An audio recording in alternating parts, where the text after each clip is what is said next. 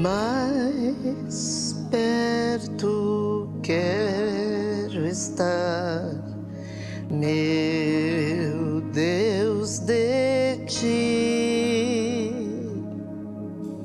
mesmo que seja dor que me una a ti, sempre hei de suplicar,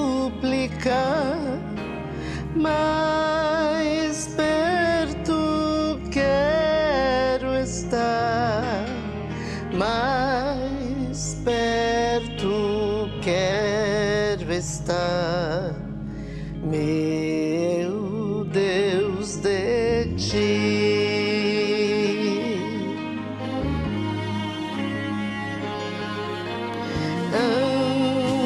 Andando triste aqui na solidão,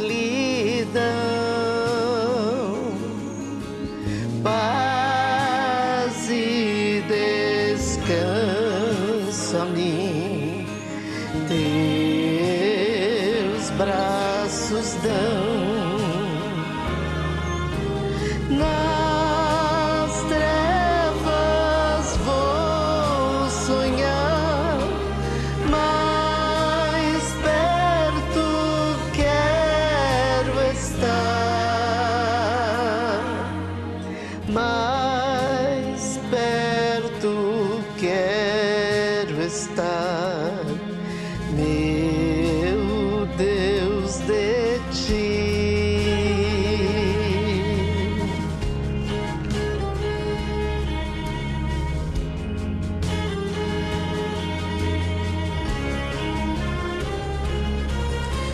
E quando Cristo enfim me vier chamar, nos céus com serafins eu irei morar,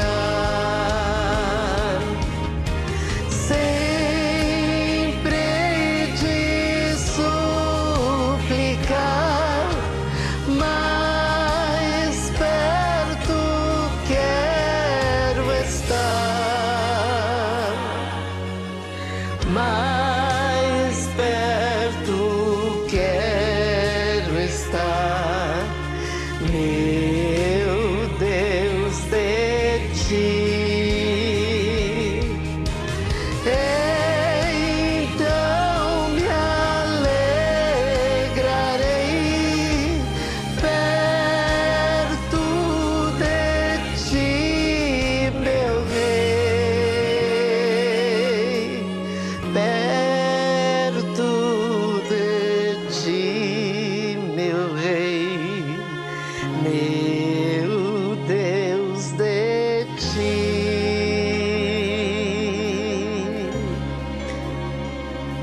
meu Deus, de ti.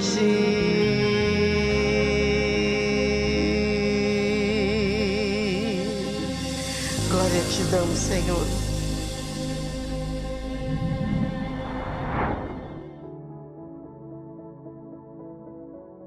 A paz do Senhor, amada igreja, amado irmão e irmã, sejam bem-vindos a mais um culto da série Falando de Deus. E hoje ministraremos um novo culto, uma nova palavra, cujo tema é Liberdade, episódio 5. Se você perdeu algum dos cultos passados ou dos episódios passados, basta você ir lá no canal do Ministério Folha em Branco no YouTube, acessar e ser grandemente abençoado. Eu quero iniciar com uma introdução. Creio que todos participaram ou assistiram no último dia do ano, início de 2023, a posse do novo presidente da República do Brasil e o quanto esse momento repercutiu tanto no Brasil como no mundo. E um fato se destacou em várias cenas do acontecimento e não sei se os irmãos repararam ou chegaram a observar, mas havia um homem fardado que carregava no alto, com o braço direito, uma Bíblia aberta. no meio da cerimônia, da posse do presidente, essa figura, né, essa pessoa chamou muito a atenção e despertou as reações nas redes sociais. E em diversos momentos, então, do evento, esse homem que estava ali fardado, carregando uma Bíblia, inclusive uma Bíblia grande, que estava acima da sua cabeça, e ele erguia com a mão direita e acompanhava o caminhar do, então, novo presidente. Pesquisando para saber quem era essa pessoa, eu descobri que ele é um deputado federal e é um pastor Isidori, da Igreja da Assembleia de Deus. E a reportagem fala sobre esse político, né, e apontam que há cerca de 30 anos ele criou uma fundação chamada Doutor Jesus, e ele define como um centro de recuperação de usuários de drogas em Candeias, na região metropolitana de Salvador. E em 2018, esse Isidório foi o parlamentar federal mais votado na Bahia, e ele conseguiu a reeleição novamente em nova candidatura. E o pastor causou muita polêmica ao apresentar um projeto para conferir à Bíblia o título de Patrimônio Nacional, Cultural e Imaterial do Brasil e da Humanidade. Segundo reportagens publicadas no jornal, na época, esse pastor, que se considera ex-gay, e ele também considera que, né, essa prática é pecado. E casado, pai de 7 filhos, né, Isidório costuma dizer que o ex-homossexual foi transformado, ou ele, aconteceu isso na vida dele, no momento que ele se converte ao Evangelho, que ele aceita Cristo. Temas progressistas sobre sexualidade e identidade de gênero, sobretudo nas escolas, ganham repúdio do pastor, e recorrentemente defende a preservação dos valores da família. Ainda de acordo com a reportagem, Isidório também foi policial militar e entrou para a política após participar de greves da PM em Salvador, reivindicando aumento salarial e melhores condições de trabalho para a corporação. E no episódio, ele acabou sendo preso e torturado nas dependências da polícia. Mais tarde, o coronel que o torturou foi responsabilizado e condenado pelos seus atos. Temos que admitir que estamos diante de alguém com muita coragem e que resolveu enfrentar todo o sistema e não negar sua fé. Mesmo tendo a sua liberdade, esteja estando certo ou errado, mesmo tendo sua liberdade retirada em determinado momento da sua vida, foi quando ele foi preso no batalhão da polícia, ele não deixou que isso abalasse as suas convicções cristãs. Que Deus continue lhe dando força e proteção para não se contaminar com as coisas erradas no meio político, mas que seja um instrumento nas mãos do Senhor. Podemos até discordar dos resultados das eleições, mas um cristão deve confiar em Deus, confiar no Senhor e na sua palavra. E a palavra em Romanos 13, 1, 2 diz assim: todos devem sujeitar-se às autoridades governamentais, pois não há autoridade que não venha de Deus. As autoridades que existem foram por ele estabelecidas. Portanto, aquele que se rebela contra a autoridade está se colocando contra o que Deus instituiu. E aquele que assim procedem trazem condenação sobre si mesmo. Se Deus nos diz isso, temos que confiar no Senhor e na sua vontade, porque tudo está nas mãos e no controle do Pai. Eu quero então convidar o irmão e a irmã para darmos continuidade à série Liberdade, para que você abra sua Bíblia, se for possível, em Romanos 14, do versículo 1 ao versículo 23. Romanos 14, do versículo 1 ao 23. Diz assim a palavra de Deus: aceitem o que é fraco na fé sem discutir assuntos controvertidos. Um crê que podem comer de tudo, já outro, cuja fé é fraca, come apenas alimentos vegetais. Aquele que come de tudo não deve desprezar o que não come, e aquele que não come de tudo não deve condenar aquele que come, pois Deus o aceitou. Quem é você para julgar o servo alheio? É para o seu Senhor que ele está de pé ou cai. Ele ficará de pé, pois o Senhor é capaz de sustentar. Há quem considere um dia mais sagrado que outro. Há quem considere iguais todos os dias. Cada um deve estar plenamente convicto em sua própria mente. Aquele que considera um dia como especial para o Senhor, assim o faz. Aquele que come carne, come para o Senhor, pois dá graça a Deus. E aquele que se abstém, para o Senhor se abstém, e dá graça a Deus. pois nenhum de nós vive apenas para si, e nenhum de nós morre apenas para si. Se vivemos, vivemos para o Senhor, e se morremos, morremos para o Senhor. Assim, quer vivamos, quer morramos, pertencemos ao Senhor. Por esta razão, Cristo morreu e voltou a viver, para ser Senhor de vivos e de mortos. Portanto, você, por que julga seu irmão?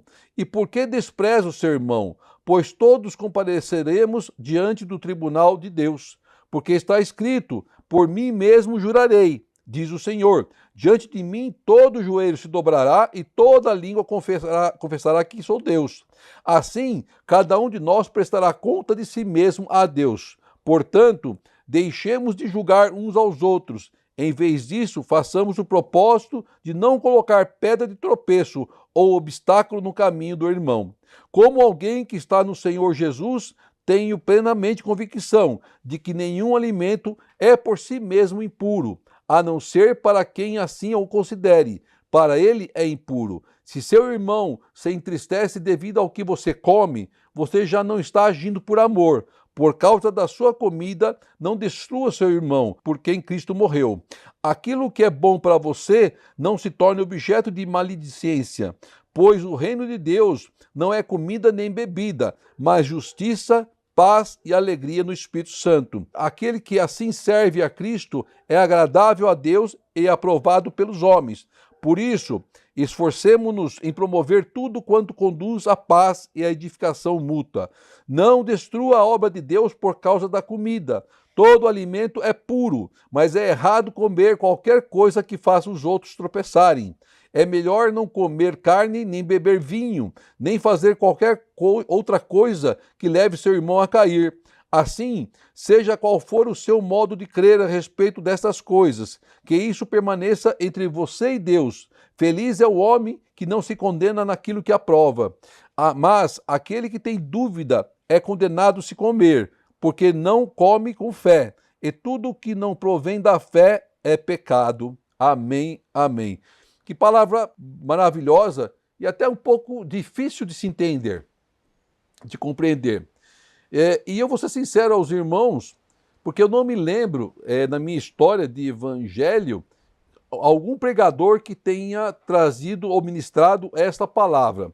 E essa palavra nos faz refletir sobre o exemplo de vida e testemunho que pode condenar ou aprisionar ou libertar um recém-convertido ou irmão fraco na fé ou irmão em processo de amadurecimento espiritual. Então, o primeiro versículo que nós lemos é uma declaração de Deus à igreja. Aceitem o que é fraco na fé, sem discutir assuntos controvertidos. Aceitem. Em outras palavras, o apóstolo Paulo está nos dizendo: os que se julgam fortes devem olhar os fracos, mas não para discutir opiniões. Um exemplo: querer debater com o juiz sem estar formado em direito, ou querer fazer uma cirurgia sem estar informado em medicina. Em ambos os casos, podemos até participar da discussão do assunto como ouvintes, para aprendermos e amadurecermos sobre o tema.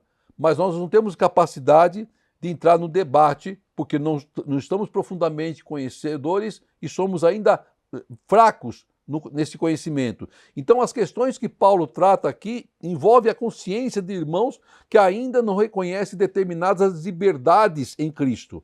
São divergências naturais de um cristão e devemos ceder em questões de opinião para não ferir a consciência de um irmão mais fraco na fé. E o versículo 2, então, que um crê que pode comer tudo e outro já acha que não, ou que deve comer vegetais. Normalmente, os judeus eram vegetarianos, mas somente alguns. A exemplo disso, a Daniel. Daniel fez jejum de alimento. Está lá em Daniel 1, 8 a 12, onde ele relata que ele se absteve de comer a comida do rei e só comeu vegetais. Mas isso foi uma decisão de Daniel em um momento específico. Então, está escrito assim, versículo 12 de Daniel 1. Peço-lhe que faça uma experiência com os seus servos durante 10 dias. Não nos dê nada além de vegetais para comer e água para beber.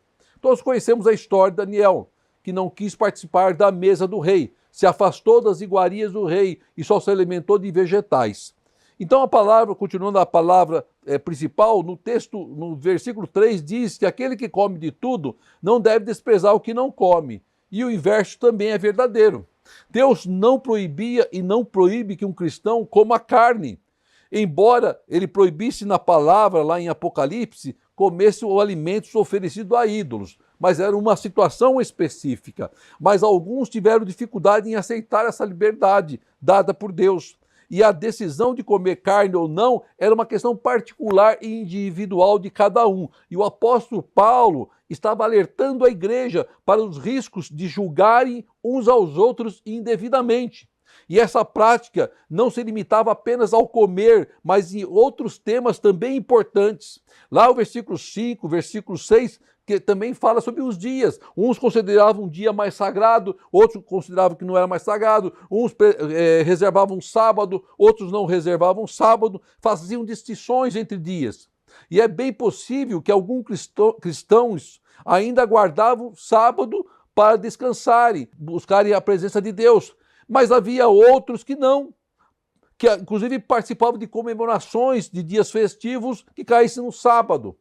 Mas não havia nada de errado nisso, e Paulo estava ensinando a igreja para que tolerassem tais diferenças de consciência ou de práticas. Então Paulo diz que nós devemos aceitar o fraco, mas não para discutir opiniões. Devemos ensinar as doutrinas bíblicas, mas não devemos entrar em debates para defendermos opiniões não essenciais. Lembrar que nosso irmão é um servo de Deus, que será também julgado por Deus, assim como nós. Também ele falava que nós devemos respeitar a vontade de Deus, porque pertencemos ao Senhor na vida e na morte. E que Deus não nos constituiu juízes ou julgadores. Não devemos julgar os atos de recém-convertidos ou fracos na fé. O versículo 23, lá para o final, ele fala que, mas aquele que tem dúvida é condenado a se comer, porque não come com fé. E tudo que não provém da fé é pecado. Aqui Paulo mostra o perigo de agir de maneira que prejudique o irmão. Não devemos julgar os irmãos. Não devemos fazer com que eles tropecem.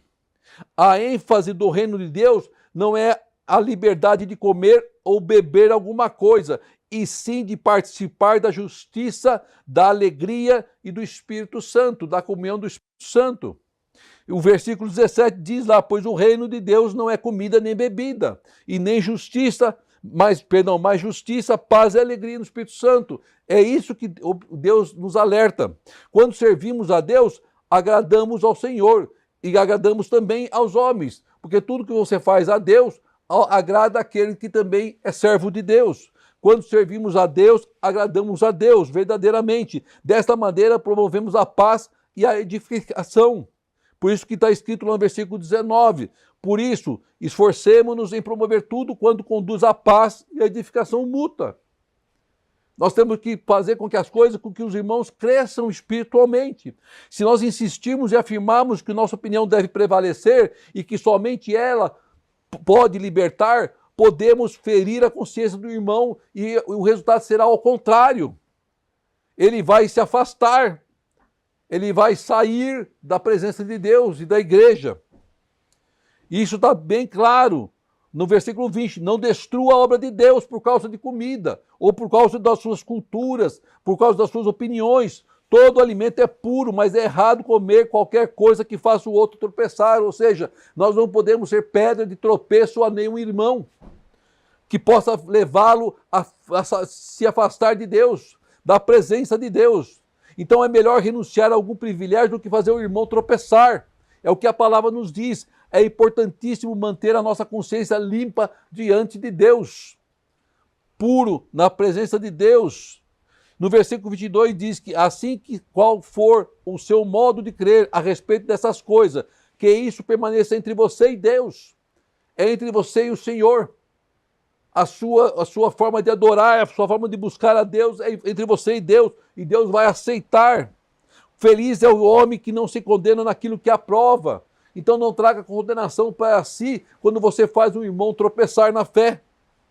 É isso que a palavra está nos dizendo, está nos ensinando. E nesse capítulo de Romanos 14, aprendemos sobre comportamentos cristãos, classificados como fortes e fracos na fé, sem julgamentos, pois Deus aceita ambos apesar das diferenças. Deus aceita ambos. E Paulo nos ensina muito sobre o que devemos amar ao próximo, aceitando as diferenças e falhas, trazendo o entendimento das primeiras orientações sobre o cristianismo da igreja primitiva. Para muitos teólogos, o livro de Romanos é um dos mais importantes do Novo Testamento. Eles tinham opiniões diferentes sobre determinadas práticas, assim como acontece na minha vida, assim como acontece na sua vida, assim como acontece dentro da igreja, pois elas vinham de vários contextos. O povo romano, ele viveu muitos anos no paganismo, viveu em práticas pagãs, contaminados pela cultura romana.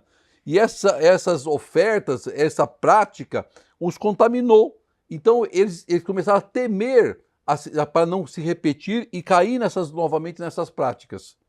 Nos dias de hoje, e de forma semelhante, as pessoas que são convertidas, recém-convertidas ao cristianismo, normalmente elas procedem de outras religiões, possuem uma história de vida, de práticas e de observâncias vividas de muitos anos na sua vida, naquilo que elas acreditavam, naquilo que elas tinham como cultura e como conhecimento, e que precisa ser mudadas, mas aos poucos. Não acontece da noite para o dia, não se rompe anos de costumes da noite para o dia. E é isso que nós cristãos temos que ter em mente. Então é por essa razão que assuntos que estavam sendo levantados por Paulo na época que ele estava sobre o alimento, sobre os calendários ou datas especiais, era uma situação de cultura de época, mas que nada influenciaria na sua fé, naquilo que ele buscava acreditar. Então não cabia a ninguém a julgar um irmão por fazer ou não fazer desta forma. E isso também se traduz nos dias de hoje. Pessoas que são recém-convertidas, elas estão no processo natural de libertação.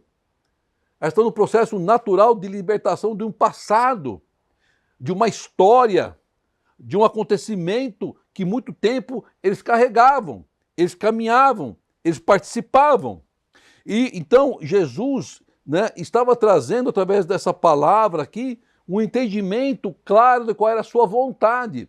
Ele não queria que houvesse julgamentos por a pessoa ser mais ou menos forte na fé, ou ser mais ou menos maduro na fé. E nada disso é diferente nos dias de hoje. A igreja, o cristão, deve se empenhar em prol da tolerância e da compreensão da vontade de Deus sobre a vida daqueles que são recém-convertidos.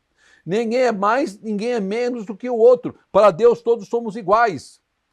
E Deus quer operar nas nossas vidas de forma igual. Por isso, nós temos que deixar isso bem enfatizado quando Deus diz lá, recebei e aceitei, no versículo 1. Receber, recolher, hospedar, suportar o cristão. É isso que Deus está nos ensinando, que nós temos que passar por esse processo de amadurecimento, como passamos e como o irmão vai passar também. Faz parte da nossa vida. Deus aceita cada cristão com as questões provenientes do seu contexto e seu nível de maturidade e é capaz de santificá-lo.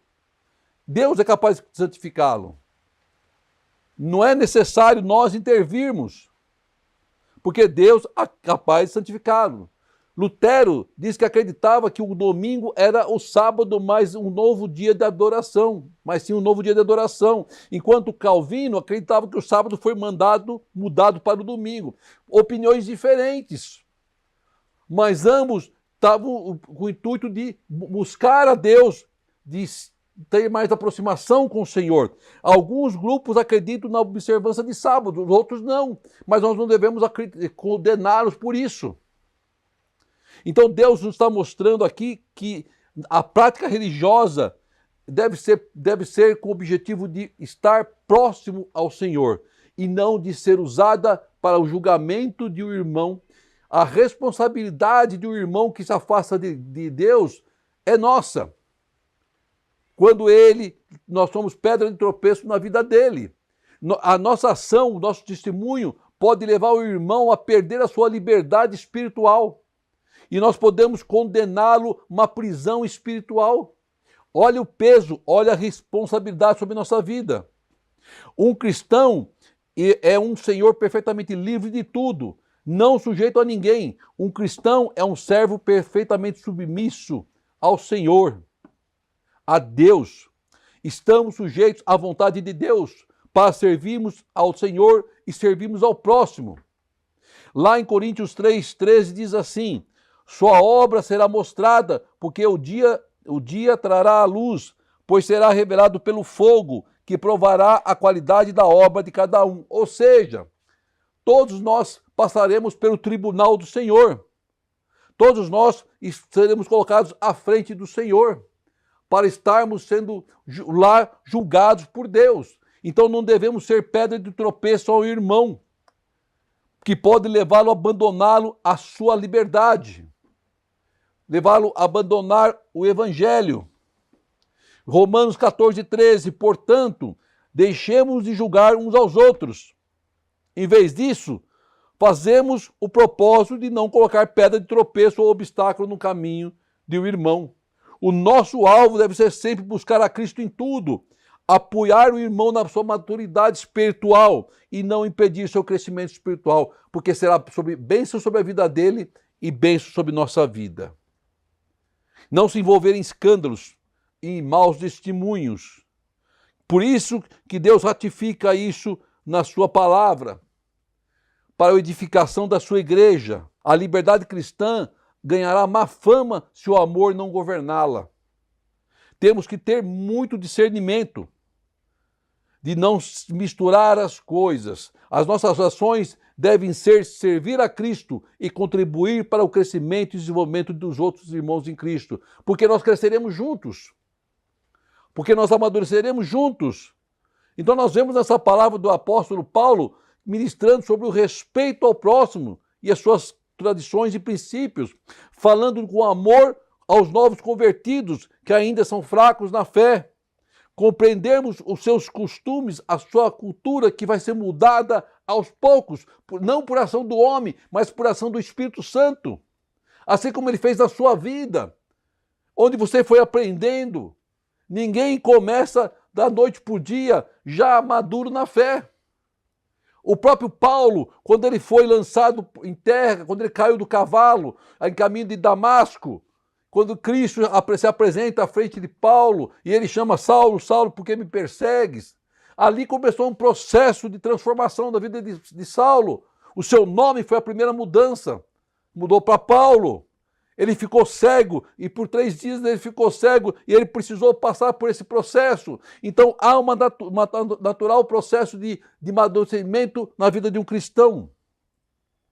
Jesus morreu na cruz do Calvário para salvar a todos, porque a obra é maior do que um prato de carne ou de bebida, ou de um dia feriado ou não, santo ou não. O sacrifício na cruz do Calvário foi o mais alto preço pago por qualquer opinião, se isso está certo, se isso está errado. E nem fomos nós que pagamos essa dívida, foi Cristo que pagou esta dívida. Ela já está paga. Ela já pertence a nós. Então devemos sim ter o entendimento de como amar o próximo e não julgar, ser compreensível e misericordiosos, assim como Jesus nos ensinou. E Deus quer nos usar de forma milagrosa. Deus quer nos usar para sermos um instrumento de libertação dos cativos. E você só consegue isso quando você deixa o Espírito Santo agir através da sua vida. E não haja pela sua razão ou pelo aquele entendimento que você acha como sendo certo ou sendo errado. Um julgamento, um apontamento pode levar o irmão a sair dos propósitos de Deus. Então é importante que a igreja esteja debaixo dos propósitos do Senhor, sendo instrumentos nas mãos de Deus. Deus não nos constituiu juízes, Deus nos constituiu servos e servas do Senhor. E devemos agir como servos e servas do Senhor. Então, meu irmão, minha irmã, não perca essa oportunidade que Deus nos coloca nas mãos através dos ensinamentos da palavra revelada. Seja vencedor livre em Cristo Jesus. Fuja dos encantamentos do pecado. Busque resposta no único Senhor da sua vida, Jesus Cristo, e viva intensamente as experiências sobrenaturais com Deus. É isso que o Senhor quer para nossas vidas, em nome de Jesus. Amém e amém. Oremos ao Pai. Querido Deus, amado Senhor, quero te agradecer por esta palavra, Pai, pela chuva que está caindo, Senhor, pelo dia que tu nos deste, Senhor amado. Pedir perdão pelos nossos erros, nossos pecados, Pai querido. E para que o Senhor venha nos ensinar, Pai, como devemos servir verdadeiramente a sua vontade. Não somos julgadores, Pai, mas estamos aqui para sermos instrumentos nas tuas mãos, Pai. Através das nossas vidas, abençoar aquele que é fraco na fé, aquele que está iniciando, aquele que está sendo liberto, em nome de Jesus, Pai. Então, Pai querido, que sejamos verdadeiramente testemunhos vivos de Cristo, Pai. Sal da terra, luz do mundo, Pai. Façamos a diferença, Senhor amado, na humildade, Pai, na simplicidade e no amor, Pai querido. É o que eu te peço em Cristo Jesus, que o grande amor de Deus, as doces e maravilhosas consolações do Espírito Santo estejam com todos, hoje e sempre. Amém e amém. Glória seja dada a ti, Senhor.